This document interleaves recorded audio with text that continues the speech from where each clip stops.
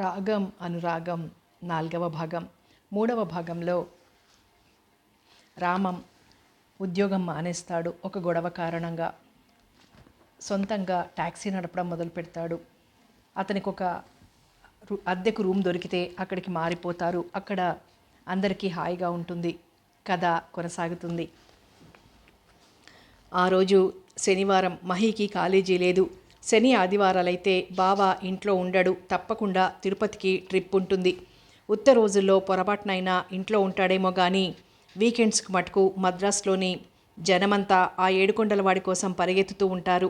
వారంలోని సంపాదన 3 ఆ 2 రోజుల్లో బేటా కింద టిప్స్ కింద బాగా దొరుకుతుంది రాముడికి. అందున అమెరికన్సు, వెస్ట్ జర్మన్ టూరిస్టులు అయితే బేటాకి రెట్టింపు టిప్స్ దొరుకుతుంది. రాముడి మధ్యన ఇంగ్లీష్ మాట్లాడడం, దక్షిణ భారతంలోని గుళ్ళు, గోపురాలు, చారిత్రాత్మక స్థలాలు వగైరా యాత్రా స్థలాల గురించి బాగా చదవటం మొదలెట్టాడు. అతని దగ్గర టూరిస్ట్ గైడ్సు, పాంప్లెట్సు రెడీగా ఉండేవి. స్మార్ట్గా, మర్యాదగా ఉండే ఈ యువకుణ్ణి చూస్తే పాశ్చాత్య యాత్రికుల్లో ఆడవాళ్లకి కాస్త మోజుగా ఉండేది. ఆ యాత్రికుల్లో ఎక్కువ భాగం మధ్య వయసు స్త్రీలు. జీవితమంతా పొదుపు చేసుకొని దాంతో భారతదేశం దర్శించాలని కుతూహలంతో వచ్చిన వాళ్ళు ఉండేవాళ్ళు.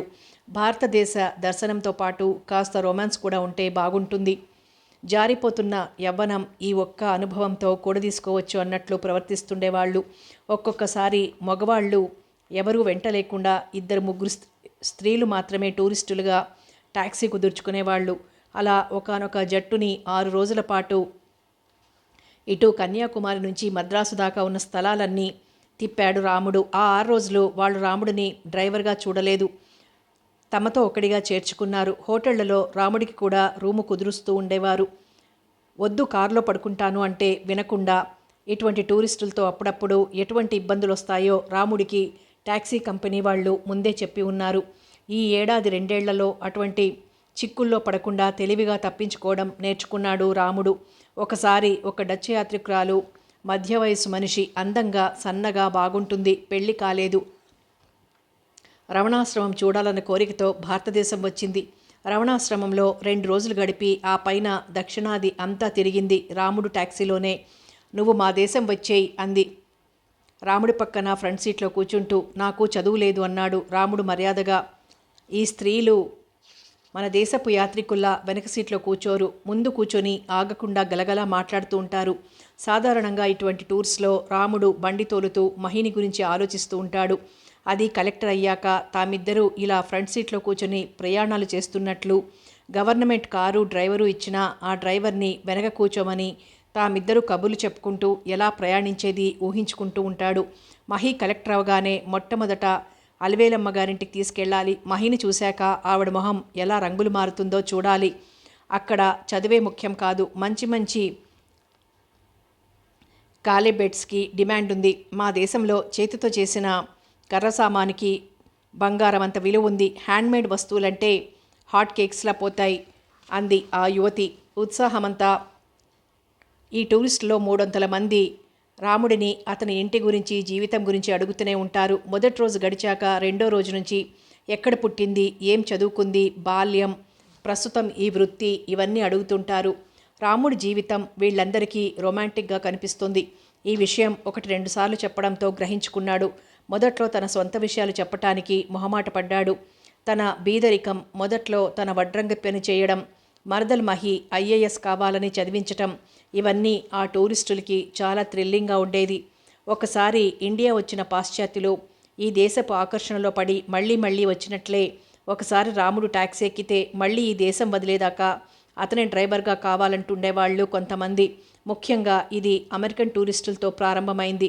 స్కూల్ ఫైనల్, గ్రాడ్యుయేషన్ అని పిలిచే అమెరికన్సు రాముడు మరదల్ని పోస్ట్ గ్రాడ్యుయేట్ చేయబోతున్నాడని, మహి తల్లి చాలా రొమాంటిక్గా బ్రాహ్మణ కుటుంబంలోంచి పారిపోయి వచ్చి పెళ్లి చేసుకుందని, భార్యాభర్తలిద్దరూ చచ్చిపోయి ఈ పిల్లని రాముడికి అప్పజెప్పారని విని చాలా ఆశ్చర్యపోతుండేవారు. ఇండియా దర్శించబోతున్న మిస్ హిగ్స్కి అమెరికన్ ఫ్రెండు మద్రాసులోని పలానా ట్యాక్సీ కంపెనీలోని రాముడు బండియే తీసుకో అంటూ రాసింది మిగతా వివరాలతో.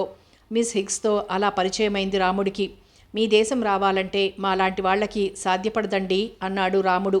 నేను స్పాన్సర్ చేస్తానుగా, నీ మీద ఇన్వెస్ట్ చేసిన డబ్బు నాకు 6 నెలల్లో వచ్చేస్తుంది. అప్పుగా ఇస్తున్నాను, ఊరికే కాదులే అంది ఉత్సాహంగా. నల్లగా పొడవుగా ఆరోగ్యంగా ఉన్న ఇండియన్ బాయ్ని తనతో తీసుకెళ్ళిపోతే గొప్పగానూ థ్రిల్లింగ్గానూ ఉంటుంది అనుకుంటున్నది మిస్ హిగ్స్. రాముడికి ఇలా ఆడవాళ్లు అతి చనువుగా మాట్లాడడం కొత్త కాదు. Transistor, cigarette lighter, electric paper ఇలా చాలామంది అతనికి ప్రజెంట్లు ఇచ్చారు ఇండియా నుంచి వెళ్ళిపోతూ. అవి వాళ్ళ దృష్టిలో చాలా చిన్న వస్తువులు. రాముడికి డబ్బు పుచ్చుకున్నప్పటికంటే ఇలాంటి వస్తువులు ప్రజెంట్గా తీసుకున్నప్పుడు సంతోషంగా ఉండేది. డబ్బు అన్నప్పుడు అది కేవలం టిప్ అని ఎక్కడో అవమానంగా ఉండేది. మా మహి చదువైపోయాక ఇద్దరం కలిసి వస్తాం అన్నాడు రాముడు. అబ్బో, అదెప్పటి మాటో అంది నిరుత్సాహంగా మిస్ హిగ్స్. అయితే మిస్ హిగ్స్ అక్కడితో ఆగలేదు. ఆమె స్టీర్డామ్ వెళ్ళాక కూడా ఉత్తరాలు రాస్తూనే ఉంది రాముడిని రమ్మని. ప్రతి క్రిస్మస్కి తప్పకుండా గ్రీటింగ్ కార్డులు పంపుతూనే ఉంటుంది. ఆ శనివారం రాముడు పొద్దున్నే వెళ్ళిపోయాడు. ఆదివారం రాత్రికో సోమవారం ఉదయానికో వస్తానన్నాడు. మహీకి చుట్టుపక్కల పరిసరాల్లో ఊపిరి సలపనట్లుగా ఉంటుంది. కుటుంబానికి ఒక గది, వంటిల్లు అని పేరే గాని ఒక్కో గదిలో 2 కుటుంబాలుంటున్నారు. గదుల్లో స్థలం లేక మగపిల్లలందరూ వరండాల్లో పడుకుంటూ ఉంటారు. రాత్రిళ్ళు 11 దాకా కబుర్లు, సినిమా పాటలు.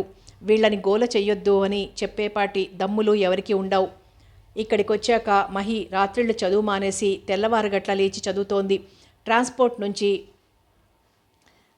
మానేసినప్పటి నుంచి బావ శని ఆదివారాలు దానికి అంటబడడం లేదు. రాముడు ఇంట్లో ఉన్నప్పుడు దానికి కాలేజీ. ఒక్కొక్కసారి రాత్రిళ్ళు పక్క గదుల్లోంచి 12 గంటల దాకా దెబ్బలాటలు, భార్యని భర్త కొట్టడమో, భార్య భర్తపై అరవటమో నిత్యకృత్యంగా సాగిపోతూ ఉండేది. ఈ మురికి, ఈ కేకలు, అల్లర్లు, ఇక్కడున్న స్వేచ్ఛ కంటే అలివేలమ్మగారి రేకుల షెడ్డు నయమేమో అనిపించేది మహీకప్పుడప్పుడు.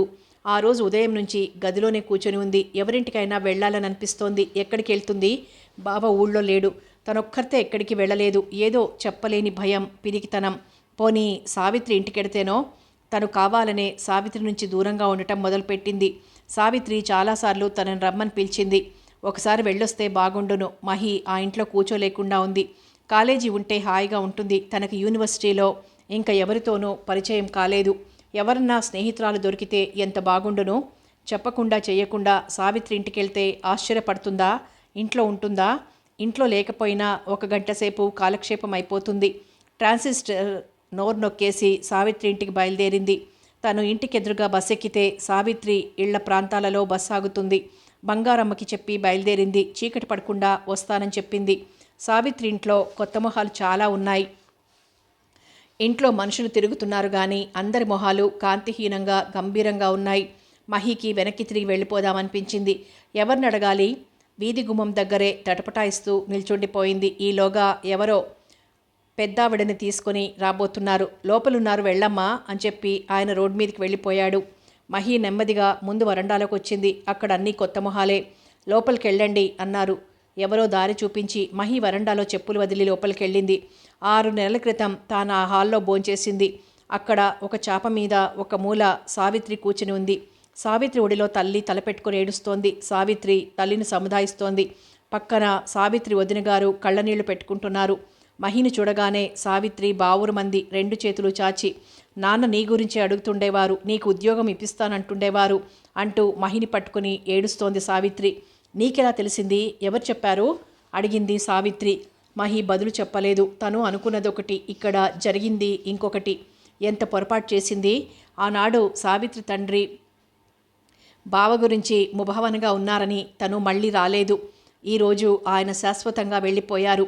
ఆయనలోని నిశ్శబ్దాన్ని తను పొరపాటుగా ఊహించుకుందా? మొన్న రాత్రి శుభ్రంగా భోంచేసి పడుకున్నారు. తెల్లవారి ఎంతకీ లేవకపోతే అమ్మ వెళ్ళి నిద్రలేపబోయింది. నాన్న వరండాలో గాని పడుకోరు.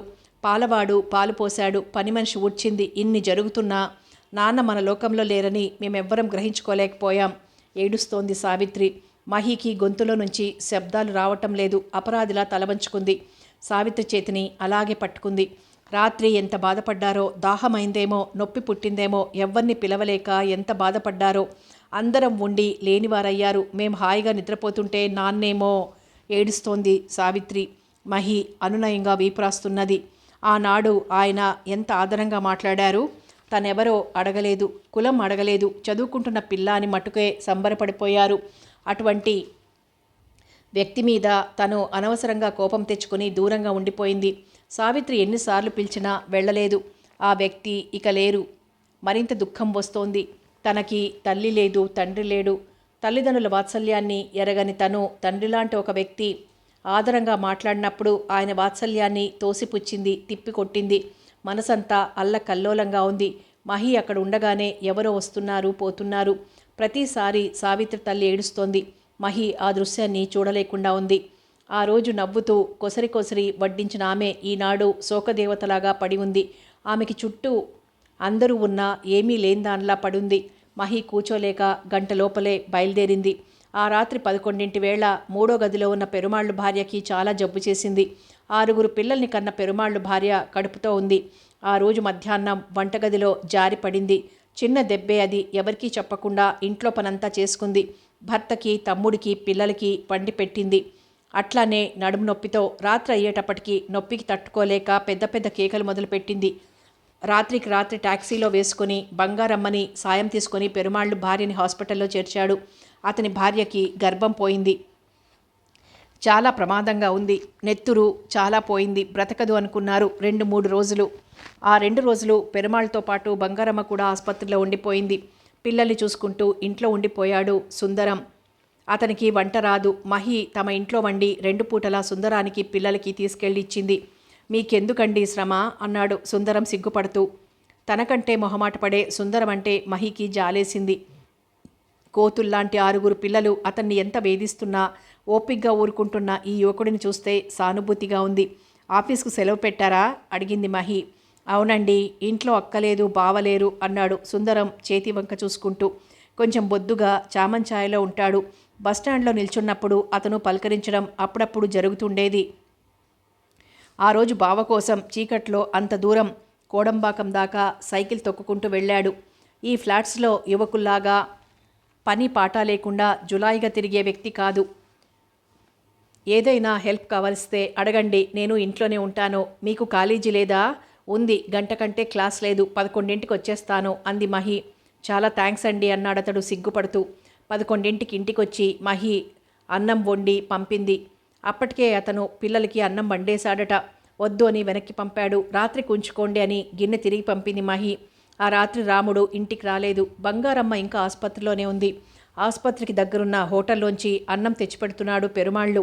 ఎలా ఉందట అడిగింది సాయంత్రం పిల్లలతో పాటు ఆసుపత్రి నుంచి వస్తున్న సుందరాన్ని చూసి. పిల్లల కోడిలాగా ఉన్నాడు సుందరం, రైలు బండిలాగా సుందరం సుందరం అంటూ ఆ సైజు వారీగా పిల్లలు నడిచి వస్తుంటే తమాషాగా ఉంది మహికి. ఇంట్లో అత్త లేదు, బావ ఇంకా టూర్ నుంచి రాలేదు. ఒంటరిగా కూర్చొని విసుగ్గా ఉంది. పర్వాలేదు, డేంజర్ జోన్ దాటింది అన్నాడు సుందరం. కాసేపటికి తలుపు కొట్టిన చప్పుడైతే తలుపు తీసింది. చీకటిగా మసకమసగ్గా ఉండే కారిడార్. అక్కడెప్పుడు దీపాలుండవు. గుమ్మంలో సుందరాన్ని చూసి క్షణకాలం కంగారు పడి భయపడింది.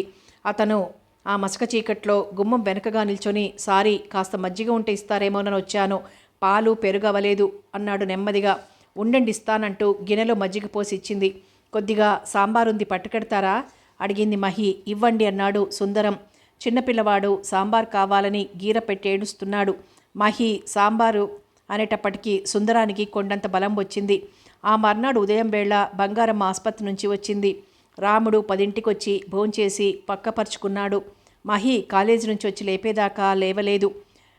బావని లేపి కాఫీ ఇచ్చి పెరుమాళ్ళు భార్య సంగతి చెప్పింది. రాముడు మామూలుగా వింటున్నాడు. బావ టూర్ నుంచి వచ్చాక ఇంట్లో జరిగిన విషయాలు, కాలేజీ విషయాలు చెప్తూ ఉంటుంది మహి. రాముడు ఆ కబుర్లన్నీ వింటూ ఉంటాడు. 2 రోజులకే వస్తానన్నవాడివి 4 రోజులు చేశావేం అడిగింది మహి. మన చేతుల్లో ఏముంది, ముందు 2 రోజులు అన్నాడు. ఆ పైన మా కంపెనీకి ఫోన్ చేశాడు. వాళ్ళదేం పోయింది, రోజుకి 500 చేతిలో పడతాయి. పోరా అన్నారు. వెళ్ళాను అన్నాడు రాముడు. అంత డబ్బు ఎలా వస్తుందో, సంపాదిస్తే వస్తుంది. బాగా బ్లాక్ మనీ మూలుగుతోంది. డబ్బు కష్టం మనలాంటి వాళ్ళకి, కానీ వాళ్ళకేముంది, కట్టలు కట్టలు ఖర్చు పెడుతూ ఉంటారు. బావా, నీకు ఇలా డ్రైవ్ చేస్తుంటే విసుగ్గా ఉండదా? మన వృత్తి అనుకున్నప్పుడు విసుగుపడి లాభమేమిటి? రేపు ఐఏఎస్ పాస్ అయి కలెక్టర్ పోస్ట్ వస్తే విసుగ్గా ఉందంటావా అడిగాడు రాముడు. అది వేరు అంది మహి ఎలా చెప్పాలో అర్థం కాక. తలుపు కొట్టిన చప్పుడైంది. గుమ్మంలో సుందరం. రండి రండి, మా బావని మీరు చూడలేదు కదూ ఉత్సాహంగా ఆహ్వానించింది మహి. ఇప్పుడు కాదండి, ఆసుపత్రికి వెళ్తున్నాను, ఈ బియ్యం ఇచ్చి వెడదామని ఆగిపోయాడు గుమ్మంలోనే సుందరం.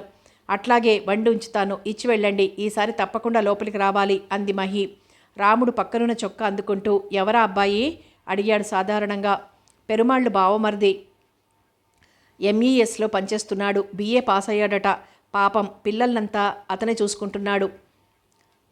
6 పిల్లల్ని నడిపించుకుంటూ వస్తుంటే రైలాటలాగా భలే తమాషాగా ఉంటుంది నవ్వుతూ చెప్తోంది మహి. రాముడు నిశ్శబ్దంగా దాని వంక చూస్తున్నాడు. కొత్త వ్యక్తిని చూసినట్లుగా రెప్ప వేయకుండా చూస్తున్నాడు. నవ్వుతున్న దాని కళ్ళల్లోని వెలుగు, నిగనిగలాడుతున్న చెంపల్లోని మెరుపు చూస్తున్నాడు.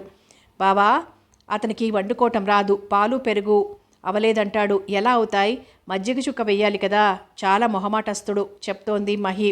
ఆహా అలాగా అన్నాడు రాముడు పొడిగా. నువ్వు స్ట్రైక్ రోజున ఎంతకీ రాకపోతే వెతుక్కురమ్మని ఇతన్ని పంపాం. ఆ చీకట్లో సైకిలు హైర్కి తీసుకెళ్లాడు. కోడంబాకం దాకా వెళ్ళి వెతుక్కొచ్చాడు. నాకు చెప్పలేదే. నువ్వు ఇంటికొచ్చిన సంతోషంలో ఆ విషయం మర్చిపోయాను. అసలు ఆ మర్నాడు థ్యాంక్స్ చేయాలని కూడా మర్చిపోయాను. ఆ తర్వాత వారం రోజులకు కానీ థ్యాంక్స్ చెప్పలేదు. ఎలా చెప్పావు? బస్టాప్లో కనిపిస్తుంటాడు, అతను ఫారిన్ బ్రాంచీలో పనిచేస్తున్నాడు అంది మహి. రాముడు ఆ విషయం మార్చి మరో కబుర్లు మొదలుపెట్టాడు. మనసులో ఎక్కడో కలుక్కుమని గుచ్చుకుంటూ ఉంది. సుందరం బిఏ చదువుకున్నాడు అన్నది మాటిమాటికి జ్ఞాపకం వస్తోంది. తనెంత సంపాదించినా స్కూల్ ఫైనల్ కూడా చదవలేదు. ఈ సుందరం బిఏ పాస్ అయ్యాడు. పెరుమాళ్ళ భార్యని 15 రోజులకి ఇంటికి తీసుకొచ్చాడు. ఆమెకు మళ్ళీ కాన్పు రాకుండా ఆపరేషన్ చేశారు. మళ్ళీ మామూలు రొటేషన్లో పడిపోయింది. మహి కాలేజీ, ఇల్లు, చదువు మధ్య మధ్య సావిత్రి ఇంటికి వెళ్ళి వస్తోంది. సావిత్రి ఇంట్లో మునుపటి సరదాలు, పూర్వం ఉండే ఆప్యాయతలు సన్నగిల్లిపోతున్నాయి. సావిత్రి విచారంగా ఎప్పుడూ ఏదో పోగొట్టుకున్న దానిలా ఉంటోంది. వాళ్ళమ్మగారు సరే సరి, ఆవిడ కనిపించలేదు. మహి, నా చదువు సాగేట్లు లేదోయ్ అందొక రోజున సావిత్రి. అదేమిటి? అందరికీ మీ బావలాంటి వాళ్ళు దొరకరు. మా అన్నయ్యకి నా చదువు ఇష్టం లేదనుకుంటా. అదెట్లా? నువ్వు చదివేలా ఆపుతావు? కాలేజీకి వెళ్లకుండా ఉంటే దానంతట అదే ఆగిపోతుంది. తరువాత ఉద్యోగ ప్రయత్నం. మీ అమ్మగారు పెళ్ళికొడుకు రెడీగా ఉన్నారన్నారు అడిగింది మహి. అది మా నాన్న బ్రతికున్నప్పటి మాట. ఇప్పుడు ఆ ఆశలేం పెట్టుకోకూడదు. మరి బ్యాంక్లో చేరతావా? నాకు ఆ అవకాశం కూడా లేదు. ఎందుకో తెలుసా? ఆ జాబ్కి మా అన్న ప్రయత్నిస్తున్నాడు అంది సావిత్రి. ఆ అమ్మాయి 2 కళ్ళు వర్షాకాలపు చెరువుల్లా ఉన్నాయి. కన్నీళ్ళని బలవంతంగా ఆపుకుంటోంది. మీ అన్నగారికి ఇస్తే మటుకు నీకు ఇవ్వకూడదా? ఇవ్వరట. ఒక కుటుంబంలో ఒక్కళ్ళకే ఇస్తారు. అంతవరకే యూనియన్ బాధ్యత అంది సావిత్రి. మహికి అయోమయంగా ఉంది. సావిత్రి, నువ్వు చదువు మానటం బాగాలేదు అంది మహి. నాకు బాగాలేదు. మహా అయితే ఈ ఏడాది లాక్కొస్తాను. దానివల్ల ప్రయోజనం? 1 ఏడాది చదివినా 2 ఏళ్ళు చదివినా నా ఎడ్యుకేషన్ క్వాలిఫికేషన్ పియూసీ మటుకే. అందుకని ఇప్పుడే మానేస్తాను. మానేసి టైప్ ఇన్స్టిట్యూట్లో చేర్తాను అంది సావిత్రి. మా బావతో చెప్తాను అంది మహి ఇంకేమనాలో తెలియక. మీ బావేం గవర్నరా, చీఫ్ మినిస్టరా? ఏం చేస్తాడు చెప్పు? ఏమీ చెయ్యలేకపోవచ్చు, కానీ సలహా చెప్తాడు. ఎక్కడైనా పోస్ట్ ఖాళీ ఉందేమో కనుక్కుంటాడు. సావిత్రి, నువ్వు చదువు మానుకోవడం బాగాలేదు. నాకు మటుకు బాగుందా? విసుక్కున్నట్లుగా అంది సావిత్రి కంఠం. ఆ తర్వాత సావిత్రి విషయం బావ దగ్గర చెప్పింది మహి. రాముడంతా విన్నాడు. అయ్యో పాపం అని జాలి చూపించాడు. మహి, నాకెవరు తెలిసే, టాక్సీ తోలుకునేవాడిని అన్నాడు. సావిత్రికి ఉద్యోగం చూసి పెట్టమంటే మీ కంపెనీలో చచా, అక్కడ ఆడపిల్లలు పనిచేయలేరు. మా డ్రైవర్లు మహా రఫ్గా ఉంటారు. అందుకనే మొగ క్లర్క్లే ఉంటారు అన్నాడు రాముడు. అయితే సావిత్రికి ఉద్యోగం అనుకోని చోటు నుంచి పెద్ద ప్రయత్నం లేకుండానే వచ్చింది. ఒక రోజున బస్టాప్లో నిల్చున్నప్పుడు మహి అడిగింది సుందరాన్ని, మీ ఆఫీస్లో ఏదైనా జాబ్ దొరుకుతుందా అని. లీవ్ వేకెన్సీ పోస్టులుంటాయి, ఆమెను అప్లై చేయమనండి. వీలున్నంతవరకు ప్రయత్నిస్తాను. అయితే 1-2 నెలల కంటే ఉండదు. టెంపరీ బేసిస్లో దొరకొచ్చు అన్నాడు సుందరం. నెల్లాళ్లకి సావిత్రికి 2 నెలల లీవ్ వేకెన్సీలో ఉద్యోగం దొరికింది. బావా, మా సావిత్రికి ఉద్యోగం దొరికింది. సుందరం రికమెండ్ చేశాడు అంది మహి చాలా ఉత్సాహంగా. చాలా సంతోషం అన్నాడు రాముడు. అతని కంఠంలో ఉత్సాహం లేదు. అయితే మహి ఇది గమనించలేదు. పుట్టిన తర్వాత తాను ఇన్నాళ్లకు ఘనకార్యం చేశానని సంతోషపడింది. ఆ సంతోషం ఎన్ని రోజుల్లో నిలవలేదు. Mahi Sound of Music cinema గురించి ఆలోచిస్తూ వస్తోంది. తను పీయూసీలో ఉండగా ఆ సినిమా వచ్చింది. అప్పటికి బావని ఇంగ్లీష్ సినిమాకి తీసుకెళ్ళమని అడిగే ధైర్యం లేదు మహీకి. ఈ మధ్యనే అప్పుడప్పుడు ఇద్దరూ కలిసి ఇంగ్లీష్ మూవీలకు వెళ్తున్నారు. బావ టెరికాట్ ప్యాంట్ వేసుకొని సన్నని చెక్స్ బ్లాక్ షర్ట్ తీసుకొని పక్కన నడుస్తూ ఉంటే మహీకి చాలా గర్వంగా ఉంటుంది.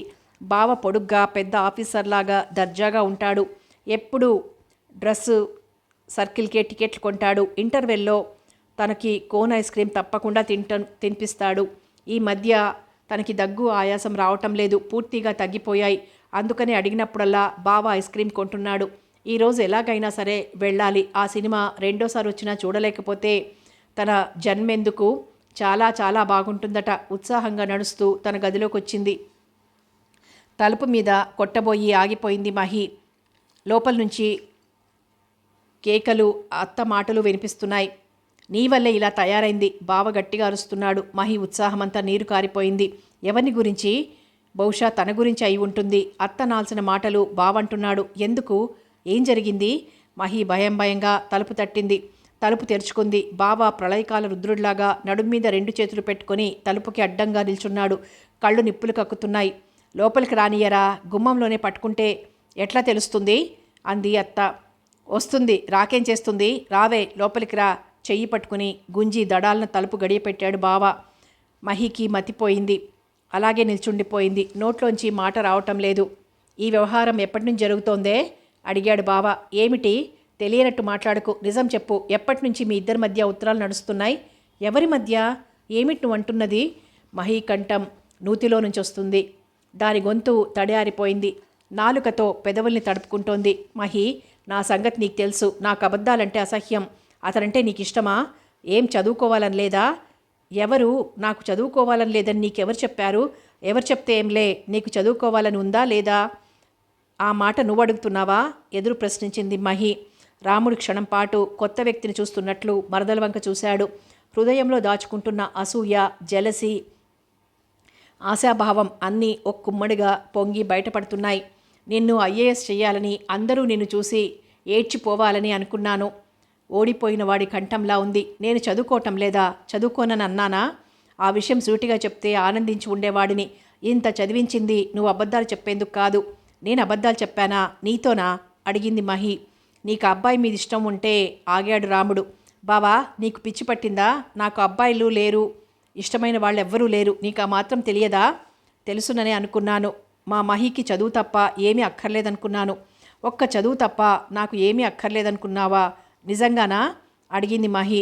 దానికింత కోపంలోనూ బావని చూస్తే మొదటిసారి తమాషాగా అనిపిస్తోంది. అయితే నీకు ఇష్టమయ్యే ఇంతదాకా రానిచ్చావు, అవునా? ఏమిటి రానిచ్చింది? ఇదేమిటి? నీకు తెలియకుండా ఇంతదాకా వచ్చిందా? తీక్షణంగా అడుగుతున్నాడు రాముడు. మహి చెయ్యి వదలకుండా గుంజి మరీ అడుగుతున్నాడు. చెయ్యొదులు అంది మహి. అంత మాట అనే దానివయ్యావా? మెలిపెడుతూ ఉన్నాడు ఆ చేతిని. బావా, వద్దులు బావా, చెయ్యి నొప్పి. ఈ సంగతేదో నిజం బయటపడేదాకా వదలను. ఆ రోజునే అనుకున్నాను. ఏ రోజున? ఒక్కరోజేమిటి? ఈ మధ్య నీ వేషాలు నాకు బోధపడుతున్నాయి. నిజం చెప్పు, ఎన్నాళ్ళ నుంచి ఉత్తరాలు రాస్తున్నావు? నేనా? ఎవరికి? అడిగింది మహి ఆశ్చర్యంగా. తను ఎవరికి ఉత్తరాలు రాస్తుంది? తనకెవరున్నారు? అమ్మా నాన్న లేరు, స్నేహితులు లేరు. నాకెవరున్నారు బావా ఉత్తరాలు రాయడానికి? అందుకోవడానికి నాకెవ్వరూ లేరు అంది మహి. నీళ్లు కళ్ళ నిండుగా ఉన్నాయి. నీకెవ్వరూ లేరా? చెయ్యొదిలేసి నమ్మలేనట్లుగా అడిగాడు రాముడు. మహి ముంజేతిని గట్టిగా రుద్దుకుంటోంది. రాముడి వేళ్లు ఎర్రగా గుర్తులు తెలుస్తున్నాయి. అంత గట్టిగా పట్టుకున్నాడు. చేతిలో కాగితంతో అలాగే నిల్చుండి మహి వంక మరోసారి చూశాడు. నాకెవ్వరూ లేరు, నాకెవ్వరూ లేరు అంది. మహి అన్న మాటలు వాడి చెవుల్లో ప్రతిధ్వనిస్తున్నాయి. మహికి తామేమీ కారా? తను తల్లి ఏమీ కారా? మహికి తను తప్ప ఎవ్వరూ లేరు. దానిపై తనకి సర్వహక్కులు ఉన్నాయన్నమాట నిజం కాదా? అమ్మా, మహేశ్వరికి కాఫీ ఇయ్యి అన్నాడు రాముడు. మహి దెబ్బతిన్నట్లు చూసింది. బావ తనని మహేశ్వరి అని పిలుస్తున్నాడు. ఏనాడు ఏమే అని మహి అని తప్ప పిలవని బావ మహేశ్వరి అని పిలుస్తున్నాడు. పరాయి వాళ్ళు పిలిచినట్లు పూర్తి పేరుతో కొత్తవాడిలా పిలుస్తున్నాడు. రాముడు కిటికీలోంచి దూరాన ఉన్న సముద్రం వైపు చూస్తున్నాడు. వీపు తప్ప మహికి బావమొహం కనపడ్డం లేదు. వెడల్పుగా దృఢంగా ఉన్న వీపు ఇంచుమించు ఆ చిన్న కిటికీనంతా కప్పేస్తోంది. ఆ వీపు మీద తనని ఎన్నిసార్లు ఉప్పుగోనె వేసుకున్నాడు. ఎన్నిసార్లు తను గుర్రంలాగా స్వారీ చేసింది. ఆ భుజం మీద కూర్చోబెట్టుకొని ఎన్నిసార్లు తిప్పేవాడో. తన బాల్యమంతా ఆ భుజాల మీదనే గడిచిందట. బావా, కాఫీ తాగావా అడిగింది మహి. రాముడు జవాబు చెప్పలేదు. అలాగే నిల్చునున్నాడు విగ్రహంలాగా. అత్త, బావ కాఫీ తాగాడా అడిగింది. ఎక్కడే, మధ్యాహ్నం వచ్చినప్పటి నుంచి కోతిలా చిందులు తొక్కుతున్నాడు. అన్నం తిన్నాడా? లేదమ్మా, ఒకటే రుసరుసలు అంది బంగారమ్మ.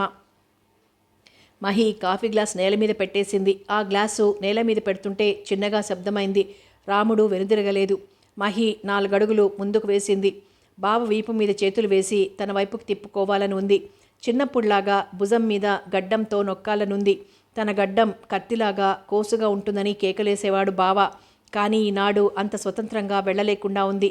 భుజాల మీద చేతులు వేసి తన వైపు తిప్పుకుంటే వెనక అత్త ఉంది. అత్త చూసి ఏమనుకుంటుందో. బావ విదిలించి కొడితే, బావా పిలిచింది మహి. అట్నుంచి జవాబు లేదు. కాలేజీ నుంచి ఆకలితో వచ్చాను, నువ్వేమో అన్నం కూడా తినలేదట. కాఫీ కూడా తాగవా? బదులు లేదు. నేనేం చేశానో చెప్పు. నీకెందుకంత కోపం వచ్చింది? తప్పు చేస్తే కొట్టు, తిట్టు. ఏం చేశానో చెప్పు. 2 భుజాలు పట్టుకుని ఏడుపు కంఠంతో అడుగుతోంది మహి. నాకు కోపం వస్తే నీకేం పోయింది? నాకు కాకపోతే నీకు పోయిందా? రాముడు గిరుక్కున తిరిగాడు. ఈ మహి మాటలు కొత్తగా ఉన్నాయి. ఈ మహి తనను చూసి భయపడటం లేదు. వేళాకోళం చేస్తుందా? లక్ష్య పెట్టడం లేదా? నీకు పొగరెక్కింది, కళ్ళు నెత్తికొచ్చాయి అన్నాడు పళ్ళు బిగించి. ముందు కాఫీ తాగు అంది గ్లాసు చేతికి అందిస్తూ. రాముడు చేత్తో ఒక్క విదిలింపు విదిలించాడు. కాఫీ గ్లాసు కింద పడింది. కాఫీ నేల మీద పడి కాలువలా గబగబా పాకుతోంది. మహి పుస్తకాల పెట్టెవైపుగా నేల పల్లంగా ఉంటుంది. పెట్టె కిందికి కాఫీ పోతుందేమోనని రాముడు పక్క దండం మీదున్న లొంగి ఆ కాఫీ మడుగు మీద వేశాడు. అంత కోపంలోనూ తన పుస్తకాలు పాడైపోతాయేమోనన్న అక్కర. బావా, నా మాటలకి నీకు కష్టం తోచింది కదూ అడిగింది మహి చాలా నెమ్మదిగా. రాముడు మాట్లాడలేదు. కళ్ళెత్తి మహి వంక సూటిగా చూశాడు. ఆ కళ్ళు నల్లగా ఉన్నాయి. ఆ కళ్ళల్లో ఏదో పిరికితనం కనిపించింది మహికి. నాకెవ్వరూ లేరని అన్నాననే కదూ నీకు కోపం వచ్చింది? కోపం అందుకు రాలేదు. మరి దేనికొచ్చింది? ఏం జరిగిందో చెప్పకపోతే నాకెలా తెలుస్తుంది? నిజంగా నీకేం తెలియదా? నా మాట మీద నీకు నమ్మకం లేదా అడిగింది మహి. దాని కళ్ళు స్వచ్ఛంగా తెల్లగా ఉన్నాయి. వాటిలో పిరికితనం లేదు. అబద్ధం ఆడుతున్నాను అన్న భయం లేదు. నిర్భయంగా చూస్తోంది మహి. ఈ ఉత్తరం ఎలా వచ్చింది? అకారణంగా ఇటువంటి ఉత్తరం వస్తుందా? మొహం మీదికి విసిరి కొట్టాడు రాముడు. అది సుందరం ఉత్తరం. మహి నిర్ఘాంతపోయింది. దానికి నిజంగానే భయంగా ఉంది. కాలేజీ నుంచి ఇంటర్వ్యూ కార్డులు తప్ప తనకింతవరకు ఎవరూ ఉత్తరం రాయలేదు. మహి వణుకుతున్న చేతులతో ఉత్తరం విప్పి చదవటం మొదలుపెట్టింది. రాముడు దాని వంక రెప్పవాల్చకుండా చూస్తున్నాడు. అతని కళ్ళు మహి దేహాన్ని చీల్చుకుని సూటిగా హృదయంలోకి చూస్తున్నాయి. తీక్షణమైన తన కళ్ళతో ఆ పిల్ల మనసులో ఏముందో వెతికి పట్టుకోవాలని, హృదయపు లోతుల్లో నిగూఢమై ఉన్న నిజాన్ని వెతికి పట్టుకోవాలన్నట్లు చూస్తున్నాడు కన్నార్పకుండా. అది మహి అందుకున్న తొలి ప్రేమలేఖ. ప్రేమలేఖ అనే కంటే పెళ్లి చేసుకుంటానని ఒక యువకుడు రాసిన హృదయ వేదన. మహి చెక్కిళ్ళు కెంపు వర్ణం దాలుస్తున్నాయి. కళ్ళు ఇబ్బందిగా ఉత్తరంలోని అక్షరాల వెంట పరిగెడుతున్నాయి. ఉత్తరం పూర్తి చేసి దూరంగా విసిరింది. రాముడు రెప్పవాల్చాడు. మహి తలెత్తి బావవంక సూటిగా చూడలేకుండా ఉంది. ఎంతో సిగ్గుగా భయంగా ఉంది. బావా, అతను ఇలాంటి ఉత్తరం రాస్తాడని నేను అనుకోలేదు అంది రాముడికి దగ్గరగా జరుగుతూ. రాముడు కదల్లేదు. శిలలాగా నిల్చుండిపోయాడు. పాపం, అతన్నేం చెయ్యకు, పిలిచి అడగకు, తెలియక రాసుంటాడు అంది మహి బావ 2 భుజాల మీద చేతులు వేసి. వంటింట్లో నత్త సంగతి మర్చిపోయింది. భుజాల మీద చేతులు అలాగే ఉన్నాయి. బావ కళ్ళల్లోకి సూటిగా చూస్తూ, అందుక ఇంత కోపం వచ్చింది అడిగింది. ఆ కళ్ళు అల్లరిగా నవ్వుతున్నాయి. ఆ అబ్బాయితో మాటలు పెట్టుకోకు, ఇంకోసారి ఇలాంటిది జరిగిందా ఊరుకోను అన్నాడు రాముడు. బావా, అతని కేకలేస్తావా అడిగింది మహి. పిలిచి 4 చివాట్లేస్తే జలుబు వదిలిపోతుంది. వద్దు, చాలా భయస్థుడు, ఇంకెప్పుడూ మాట్లాడను. ఆ ఉత్తరం చించి పారేయ్ అంది మహి. సుందరాన్ని బావ అబ్బాయి అని సంబోధించడం మహికి నవ్వుగా ఉంది. ఆ సుందరం చిన్నపిల్లవాడా? బావ సుందరానికంటే ఓ 4 ఏళ్ళు పెద్దవాడవచ్చు. ఇంతలోనే తనేదో ముసలివాడైనట్లు మాట్లాడుతున్నాడు. ఆ సుందరం రోజూ కనిపిస్తూ సూటిగా చెప్పే ధైర్యం లేక ఉత్తరం రాసి పడేశాడు. మహికి మగవాళ్ల మనస్తత్వం అర్థం కావటం లేదు. సుందరం కంటికి వివాహయోగ్యంగా కనిపించిన తను బావ కంటికి అలా ఎలా కనిపించటం లేదో. ఎంతకీ తన చదువు తప్ప బావకి మరో దృష్టి లేదా? ఈ బావ మనస్తత్వం అంతుపట్టడం లేదు. తన వంక రోడ్డు మీద పోయే యువకులు కూడా చూడొద్దంటాడు. తనెవరితోనూ మాట్లాడకూడదు అంటాడు. చదువు తప్ప ఇంకేమీ అక్కర్లేదంటాడు. తనకి చదివే కాదు, ఇంకా చాలా కావాలి. స్నేహితులు కావాలి, సరదాగా కబుర్లు చెప్పే బావ కావాలి. అందరి ఆడవాళ్లలాగానే పెళ్ళి, భర్త, పిల్లలు కావాలి. ఇవన్నీ బావకి అర్థం కావా? బావ తనలాగా ఆలోచించడా? చదువు లేనంత మాత్రాన ఆశలుండవా? కోర్కెలుండవా? ఆలోచించే మెదడుందిగా. ఇంతమంది టూరిస్టుల్ని, ఎక్కువ భాగం స్త్రీలనే రోజులకి రోజులు టాక్సీలో తిప్పే బావకి వాళ్ళెవ్వరితో సరదాగా కబుర్లు చెప్పాలని అనిపించదా? వాళ్లతో కూడా ఇంత రఫ్గాను ఉంటాడా? ఈ ప్రశ్నలే తిరిగి తిరిగి వేసుకుని జవాబులు దొరక్క నిద్రలోకి జారుకుంది మహి. బావా, మనం ఇంగ్లీష్ డైలీ తెప్పించుకుందాం అని అడిగింది మహి ఎంకామ్ ఫస్ట్ ఇయర్లోకి వచ్చాక. ప్రపంచం గురించి తెలుసుకోవాలని. చదువు, పుస్తకాలే కాక ప్రపంచంలో చాలా విషయాలు తెలుసుకోవాల్సినవి ఉన్నాయని బోధపడడం మొదలెట్టింది. యూనివర్సిటీలో స్టూడెంట్సు మామూలు గ్రాడ్యుయేట్ల కంటే చాలా విషయాలు తెలుసుకుంటారని, ఇక్కడ ఆడపిల్లలు మగపిల్లలు సమానంగా స్నేహంగా ఉంటారని బోధపడుతుంది. మగపిల్లలు తనని కేవలం ఆడపిల్లగా కాక తోటి స్టూడెంట్గా గౌరవించి మర్యాదగా మాట్లాడటం కొత్తగా ఉంది మహికి. అలాగే పేపర్ పిల్లవాడికి చెప్తాను అన్నాడు బావ. రాముడు తమిళ పేపర్ చదవటం అలవాటు చేసుకున్నాడు. సినిమా పత్రికలు, వారపత్రికలు కూడా చదువుతూ ఉంటాడు. మహి ఈ పత్రికలు చదవదు. ఈ పత్రికల్లో పడే కథలు దానికి నచ్చవు. మహి రోజు హిందూ చదువుతుంటే రాముడికి గర్వంగా ఉండేది. ఇవాళ వార్తలేమిటి అడిగాడు. రేడియోలో న్యూస్ వినలేదా అడిగింది మహి. విన్నాననుకో, నువ్వు చెప్తే ఆగిపోయాడు. ఇదిగో నువ్వే చదువుకో అంది మహి పేపరు బావ వైపుగా విసిరి. రాముడు ఒక్క క్షణం గాయపడ్డట్లు చూశాడు. మహి ఆ చూపు గమనించినట్లు ఊరుకుంది. బావ ఇంగ్లీష్ పేపర్ చదవడం అలవాటు చేసుకోవాలి. కేవలం టూరిస్ట్ గైడులు, మద్రాసులోని సినిమాలు మటుకే చదివి ఎందుకు ఊరుకోవాలి? ఈ పాటి ఇంగ్లీష్ జ్ఞానం ఉండి కూడా ఎందుకు ఇంప్రూవ్ చేసుకోడు? బావ కళ్ళల్లోకి సవాల్ చేస్తున్నట్లు చూసింది మహి. రాముడు పేపర్ విసిరికొట్టలేదు. చదివేందుకు ప్రయత్నిస్తున్నాడు. మహితో పాటు ఎంకామ్ చదువుతున్న వాళ్ళు 15 మంది దాకా ఉన్నారు. అందులో 10 మంది దాకా ఆడపిల్లలున్నారు. మెజారిటీ ఆడపిల్లలవటం చేత మగపిల్లలు కొంచెం తగ్గి ఉండేవారు. కాలేజీలో చదివే మగపిల్లలు రౌడీలుగా ఉంటారని, ఆడపిల్లల్ని ఏడిపిస్తారని మహి అనేక కథలు వింది. ఆ కథలు ఎంత అబద్ధమో యూనివర్సిటీకి వచ్చాక కానీ తెలియలేదు. మగపిల్లలు మిస్ మహేశ్వరి అంటూ అతి మర్యాదగా బహువచనంతో పిలిచేవారు తప్ప టీజింగ్ ఉండేది కాదు. స్లమ్ క్లియరెన్స్ బ్లాక్స్లో ఉన్న మగపిల్లలకి ఈ పోస్ట్ గ్రాడ్యుయేట్ స్టూడెంట్స్కి మధ్య ఎంత తేడా అని ఆశ్చర్యపోతుండేది. 10-12 నుంచే ఆడపిల్లల్ని చూసి ఏడిపించడం, విజిల్స్ వేయడం హీరోయిజంగా భావిస్తూ ఉండే తమ పరిసరాలకి, ఈ యూనివర్సిటీ పరిసరాలకి మధ్య ఉన్న వ్యత్యాసం చూసి మహి ఎప్పుడు ఆ స్లమ్స్ నుంచి వెళ్ళిపోతామా, ఎప్పుడు ఈ టెన్మెంట్స్ నుండి విముక్తి కలుగుతుందా అని తహతహలాడిపోతూ ఉండేది. ఎంకామ్ ఫస్ట్ ఇయర్లో ఉన్నప్పుడే మహి ఉద్యోగం చెయ్యాలని నిశ్చయానికి వచ్చింది. బావతో చెప్తే పడనివ్వడని మనసులో ఆలోచన పైకి చెప్పలేదు. స్టేట్ బ్యాంక్ వారు ఆఫీసర్స్ కావాలని అడ్వర్టైజ్ చేసినప్పుడు మహి ఎవ్వరికి, ఆఖరికి బావకు కూడా చెప్పకుండా అప్లై చేసి ఎంకామ్ 2వ సంవత్సరంలో జూలై, ఆగస్టులోని రిటర్న్ టెస్ట్ కూడా రాసింది. ఈ విషయం రాముడికి చెప్పలేదు. ఆ టెస్ట్లో మహి పాస్ అయింది. దాని నంబరు నవంబర్ నెలలో పేపర్లో వచ్చింది. ఆ నంబర్ చూస్తున్నప్పుడు మహి భయంగా, గిల్టీగా ఫీల్ అయింది. పక్కనే బావ కూర్చునున్నాడు. తను మద్రాస్ సెంటర్లోనే పరీక్ష రాసింది, పాస్ అయింది. బావకు తెలియకుండా తాను ఎన్ని పనులు చేసింది. బావకి కోపం వస్తుందా? బావా, నేను పాస్ అయ్యాను అంది మహి విజయోత్సాహం పట్టలేక. పరీక్షలు రాయకుండా పాస్ ఏమిటి? నవ్వుతూ అడిగాడు Ramu. State Bank probationary officers entrance టెస్ట్కి వెళ్ళాను. నువ్వా? ఎప్పుడు? మొన్ననే ఆగస్టులో. నాకు చెప్పలేదేం? బావమొహం కోపంతో ఎర్రబడుతోంది. ఊరికే మా స్టూడెంట్స్లో 2-3 వెళ్తుంటే నేను సరదాకు వెళ్ళాను. పాస్ అవుతానా అనుకున్నాను. నువ్వింతవరకు పరీక్షకెళ్ళి తప్పటం ముందా? నువ్వెవరివి? నా మరదలివే. ఎన్ని మార్కులు వచ్చాయి? అవేం ఉండవు. ఈ రిటర్న్ టెస్ట్లో పాస్ అవుతే ఇంటర్వ్యూకి పిలుస్తారు. అందులో బాగా చేస్తే ప్రొబేషన్ ఆఫీసర్గా తీసుకుంటారు. నీకెందుకు ఇవన్నీ? ఐఏఎస్ నువ్వు చదవాల్సిన పరీక్ష. యూనివర్సిటీ పరీక్షలు అయిపోగానే ఎంట్రన్స్కి కూర్చో, అది నీ పని అన్నాడు రాముడు. మహి జవాబు చెప్పలేదు. ఆ తర్వాత మహి ఇంటర్వ్యూకి వెళ్ళింది. ఓరల్ ఇంటర్వ్యూలో కూడా బాగా చేసింది. మహి ఎంకామ్ పాస్ అవ్వడం, స్టేట్ బ్యాంక్లో జూనియర్ ప్రొబేషన్ ఆఫీసర్గా అపాయింట్మెంట్ రావడము 1 నెల్లాళ్ల తేడాలో జరిగింది. ఎంకామ్లో మహి యూనివర్సిటీకి ఫస్ట్ వచ్చినప్పుడు రాముడు కొండంత సంబరపడిపోయాడు. ఆ వారం తిరుపతి ట్రిప్కి వెళ్లకుండా మద్రాసులోనే ఉండిపోయి మహిని ఊరంతా తిప్పాడు. చీర కొనిపెట్టాడు. హోటల్కి తీసుకువెళ్ళి ఐస్ క్రీం పొట్ట పట్టినంత తినమన్నాడు. ఇంకో కప్పు తిను, పిస్తా ఐస్ క్రీం బాగుంటుందే, తిను అని బలవంతం చేశాడు. అదేమిటి బావా, నేనింకా చిన్నపిల్లని అనుకున్నావా? ఒక కప్పు తినేటప్పటికే మొహం మొత్తిపోయింది. ఇలా ఐస్ క్రీం తిన్నానంటే రోలింగ్ లాగా అయిపోతాను అంది నవ్వుతూ. రాముడు ఈ కొత్త యువతి వంక ఆశ్చర్యంగా చూస్తున్నాడు. మహి చదువుకుంది, నాగరికురాలైంది, విజ్ఞానవతి అయింది, మాటలు నేర్చుకుంది.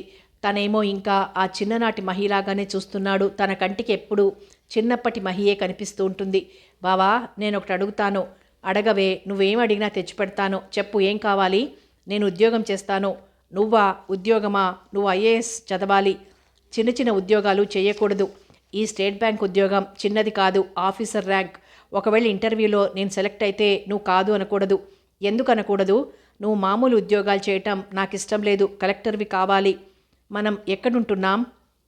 ఫోర్షోర్ ఎస్టేట్లో. అక్కడ పరిసరాలు, ఆ మనుషులు, ముందు అక్కడి నుంచి బయటపడాలి. ఇన్నాళ్ల నుంచి ఉండటం లేదు. నేనేమో కలెక్టర్ని కావాలంటావు. ఆ మురికి ఇళ్లలోనే ఉండాలంటావు. అక్కడుండేది ఎన్నాళ్ళు చదువుకోలేదా?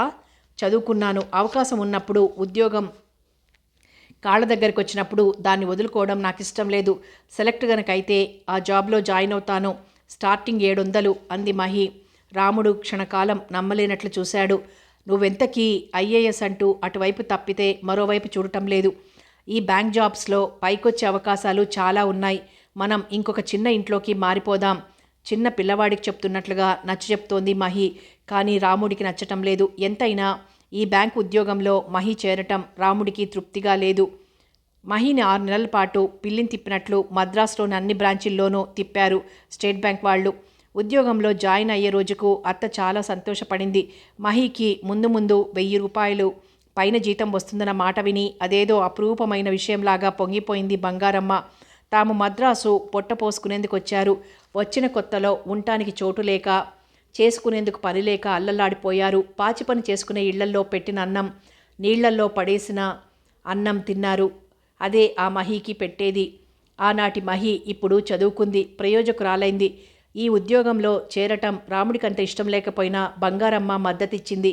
రాముడు అయిష్టంగానే మహిని జార్జ్ టౌన్ బ్రాంచ్కి తీసుకెళ్లాడు. అక్కడే జాయినింగ్ రిపోర్ట్ ఇవ్వాలి. కథ కొనసాగుతుంది.